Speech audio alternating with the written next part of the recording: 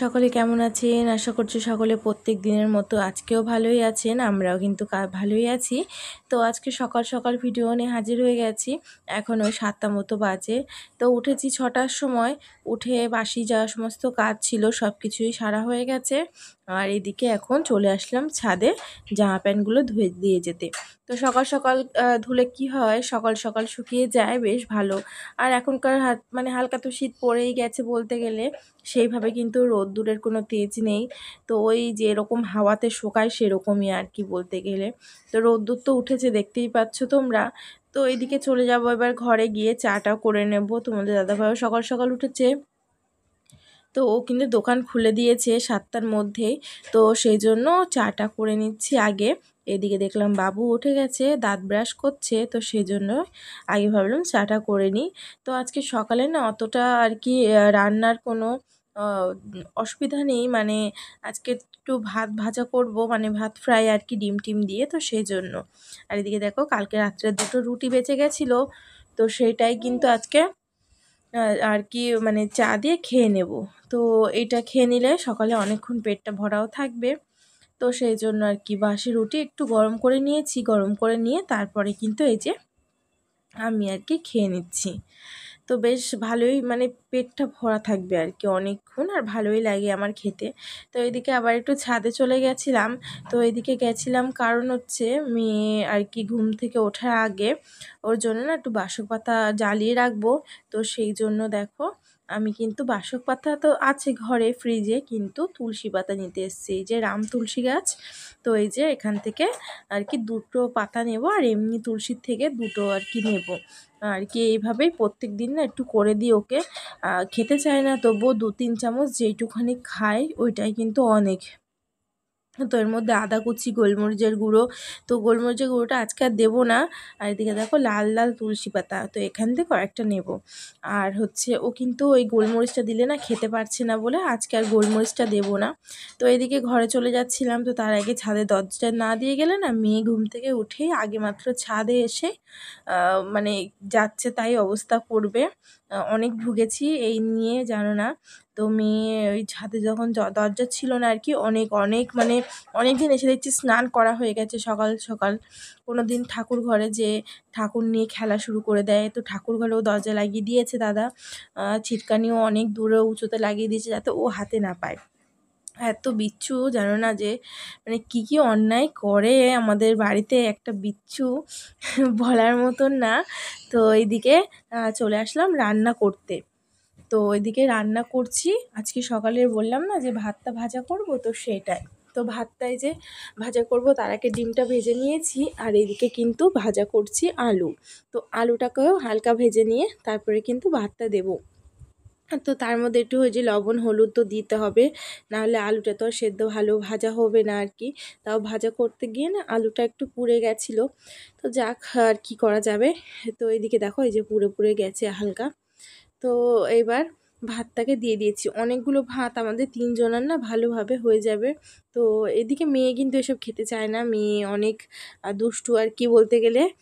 ও আর কি ওইসব ভাত টাত খেতেই চায় না, ওর হাবিজাবি দেওয়া ওগুলো সত্যি খাবে ভালো। তো এইদিকে দেখো লাস্টে একটু ওই যে ভাত আর কি ভাজা প্রায় হয়ে গেছে, এবার কিন্তু আমি একটু ঘি দিয়ে দিয়েছি। তো ঘি দিয়ে দেওয়ার পরে এবার একটু নাড়ি চাড়িয়ে নিলাম, নিয়ে আমি কিন্তু এবার এটাকে রেখে দেবো।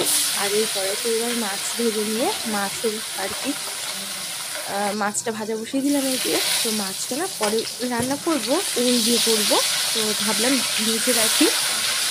আর এর থেকে না 2 পিস মাছ নিয়ে লাউয়ের তরকারি করবো, তো তার মধ্যে দেব। তো সেই জন্য একটু মাছটা ভাজা করে নিয়ে রেখে দেবো। তো ওইদিকে মাছ তো ভাজা হয়ে গেছে, এবার মাছগুলো এই যে তুলে নেব সব একে একে। মাছগুলো আগে লেজাগুলো ভেজে নিয়েছি, এবার কিন্তু মাথা কটাই ভেজে নেব। তো এদিকে মাছগুলো তো ভাজা হয়ে গেছে, আর এদিকে আমি আর কি অল্প একটু তেলে হচ্ছে রাঁধুনি ফোড়ন দিয়ে, শুকনো লঙ্কা ফোড়ন দিয়ে এই যে বসিয়ে দিয়েছি আর কি তরকারিটা। এটা হতে থাকুক লাউটা। আর লাউটা কিন্তু দেখবে অল্প একটু জল দিলে হয়ে যায়। তবু জানো তো আজকে আমার বেশি জল দেওয়া হয়ে গেছে, বুঝতে পারিনি জলটা বেশি হয়ে গেছে। তো ওইদিকে লবণ হলুদ সব কিছুই দিয়ে কিন্তু ভালো করে নাড়ি চাড়িয়ে একটু কষানোর মতন আর কি কষিয়ে নেব। আর মাছ আর ধনিয়া পাতা কিন্তু একদম লাস্টে দেব। এই দেখো মাছ দিয়েছি আর ধনেপাতা কুচিটা দিয়ে দিয়েছি, দিয়ে এবার একটুখানি নাড়ি চাড়িয়ে এবার নামিয়ে নিলেই কিন্তু হয়ে যাবে। আর বেশি দেখালাম না, এটা তো এমনি রান্না তোমরা সবাই জানো। আর এদিকে দেখো আমি ঘরে চলে আসলাম, মেয়েকে একটু মানে ঘুম থেকে তুললাম, ডেকে উঠছিল না। তো বউ এসে যেই লাইটটা জ্বালিয়েছে উঠে গেছে। তো উঠে বলছে, মা সকাল হয়ে গেছে, সকাল হয়ে গেছে। ওর প্রত্যেক দিন ওটা মানে বলবে, মানে ওর সকাল না বিকেল হয়তো বুঝতে পারে না, ওই জন্য আমার কাছ দিয়ে শুনবে, মা এখন কি সকাল না বিকেল। তো ওই জন্য আর কি প্রত্যেক দিন বলবে। তো এইদিকে দেখো আমার কিন্তু বালিশগুলো হেল্প করে দিচ্ছে, বালিশগুলো সব আমাকে দিল গুছিয়ে, আর আমি ওইখানটায় গুছিয়ে রাখলাম। বিছানার উপরে রাখি না, কারণ ওই বালিশের উপর ওঠে না প্রচুরও দাপায়। তো সেই জন্য ওই বালিশে দাপালে না ঘাড়ে যন্ত্রণা করে কিন্তু। তো সেই মাঝখানে অনেক দিন ভুগেছি ঘাড়ে যন্ত্রণা নিয়ে, তো সেই জন্য আর কি এই মানে ইয়েটা করি না আমি, ওইখানটাতেই রেখে দিই, যতই কষ্ট হোক না কেন ওই জায়গাটাতে গুছিয়ে রেখে দিই, রাত্রিবেলায় বা দুপুরবেলায় যখন শুই তখন নিয়ে আসি। তো এদিকে বিছনাটা সুন্দর করে গুছিয়ে নিলাম। এইদিকে আমার সাদা চাদর পেতেছি। অনেকে বলে বাচ্চা থাকলে বাড়িতে সাদা চাদর পাতা যায় না, অনেক অসুবিধা হয়, কিন্তু আমার কিন্তু সেভাবে কোনো অসুবিধা হয় না। আমার মেয়ে দুষ্টু আছে, কিন্তু এমনি ওই যে নোংরা পায়ে ওঠা বা, আর আমাদের তো ঘর থেকে বেরোনোই যায় না, মানে ও তো ঘর থেকে বেরোই না, সবসময় তো ঘরেই থাকে, এই সানের উপরে পাথরের উপরেই থাকে। তো সেজন্য না ওর পা মানে অত ধুলোও হয় না, আর কোনো সময় নোংরা নিয়ে খাটে ওঠেও না, সবসময় পা মুছে বা ধুয়ে যাই হোক করে ওঠে। ওই জন্য আমার না এই সাদা চাদর পাতলে কোনো অসুবিধা হয় না। অনেকে দেখেছি অনেক বড় বড় বাচ্চারা, তাই তাদের মারা বলে যে সাদা চাদর পাততে পারি না বাচ্চার জন্য। তো আমার এদিক থেকে কোনো অসুবিধা হয় না। তো এদিকে চলো ঘরের কাজ তো কমপ্লিট করে এই যে রান্নাঘরে চলে আসলাম। তো রান্নাঘরে কিন্তু আমার রান্না প্রায় হয়ে গেছে, ভিডিও করতে পারিনি, আরও দু রকম করলাম। তো করলাম ওই মাছের তরকারিটা, ওই যে হচ্ছে ওল দিয়ে করলাম মাছের ঝোলটা, আর করেছি কিন্তু ডিম কষা। তো ডিম কষাটা হচ্ছে, এখনও হয়নি, ডিম কষাটা আমি খাবো আর কি। ওই মাছ তো আর আমি খেতে পারবো না, আমার সব রকম মাছ কিন্তু ভালো লাগে না। আর একদিকে ফ্যাসা মাছ প্রচুর কাঁটা, কিন্তু ইলিশ মাছ আমি খেতে পারি কাঁটা তবুও, কিন্তু ফ্যাসা মাছটা আমার ভালো লাগে না। তো ওদের জন্যই আর কি দুদিন ধরে রান্না করে দিয়েছি, আজকে শেষ হলো মাছটা।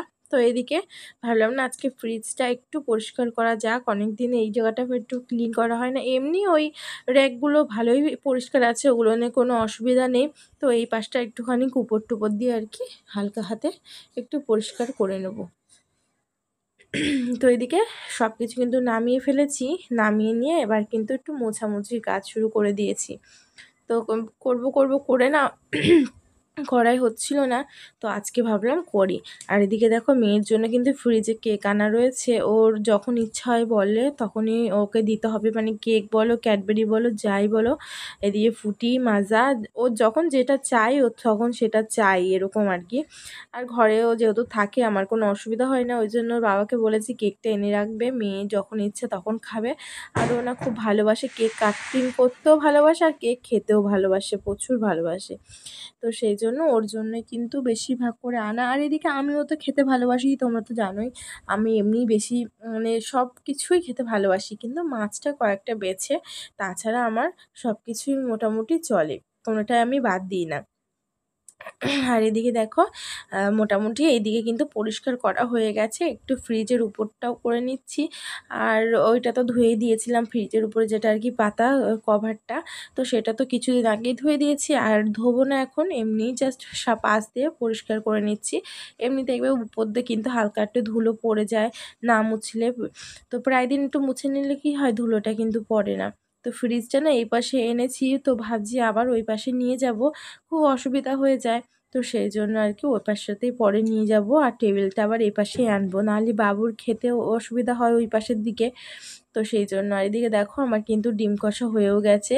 তো এই যে ডিম কষাটা কেমন হয়েছে বলবে।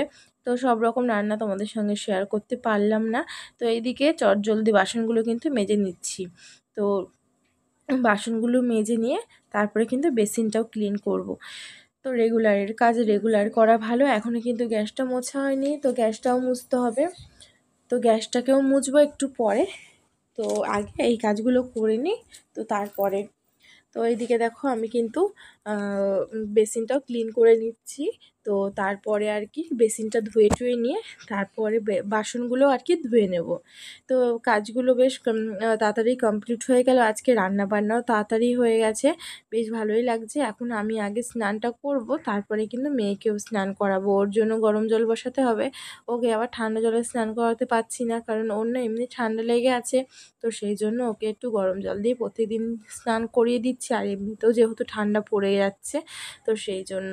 তো এইদিকে দেখো বাসনগুলোও ধুয়ে নিচ্ছি, বেসিনটা তো ধুয়ে নিয়েছি, আর এদিকে বাসনগুলোও ধুয়ে নিচ্ছি। এবার ঘরটা ঝাড় দেওয়া বাকি আছে, তো ঘরটাকে আবার ঝাড় দিয়ে নেব। তো ঘরটা ঝাড় দিয়ে তারপরে কিন্তু আমি চলে যাব স্নানটা করতে। না, আমি স্নানটা না করে আসলে না মেয়েকে স্নানটা করাতে দেরি হয়ে যাবে। ভেবেছিলাম ওকে করিয়ে নিয়ে করব, কিন্তু দেখছিলাম যে ভাবছিলাম আবার ওকে করাতে গেলে ওকে খাওয়াতে হবে, তারপরে আমাকে স্নান করতে হবে, না হলে না ওকে না খাইয়ে আমি স্নানটা করতে পারবো না। তো সেই জন্য আর কি। তো ওইদিকে আমার কিন্তু ঘর দোর সব ঝাড় দেওয়া হয়ে গেছে, সব কিছু দিয়েই ঝাড় দিয়ে নিয়েছি, বারান্দা টারান্দা দিয়ে দেখতেই পেলে। তো ওই যে ঝাড় দেওয়া প্রায় হয়ে গেছে, এবার আমি কিন্তু স্নান টান করে আর কি দুপুরের খাওয়া দাওয়া কমপ্লিট করব। তোমাদের দাদাভাই আসবে, পুজো দেবে, তারপরে কিন্তু ও খাবে। তার আগে আমি ভাবছি খেয়ে নেবো। আমার না সকালে আজকে অল্প একটু ভাত খেয়েছি না, ওই জন্য কিন্তু খিদেটা পেয়ে গেছে। তো দু এক সময় না বসে থাকতে পারলে কি করবো বলো তো, খেয়ে নিই। আর দু একদিন ওর অনেক দেরি হয়ে যায়, তো আজকে আমি আর পুজোটা দিতে পারিনি, ওই দেবে এসে। তো সেই জন্য কিন্তু ওর আরও অনেক দেরি হবে। তো ওই জন্য আর কি একটু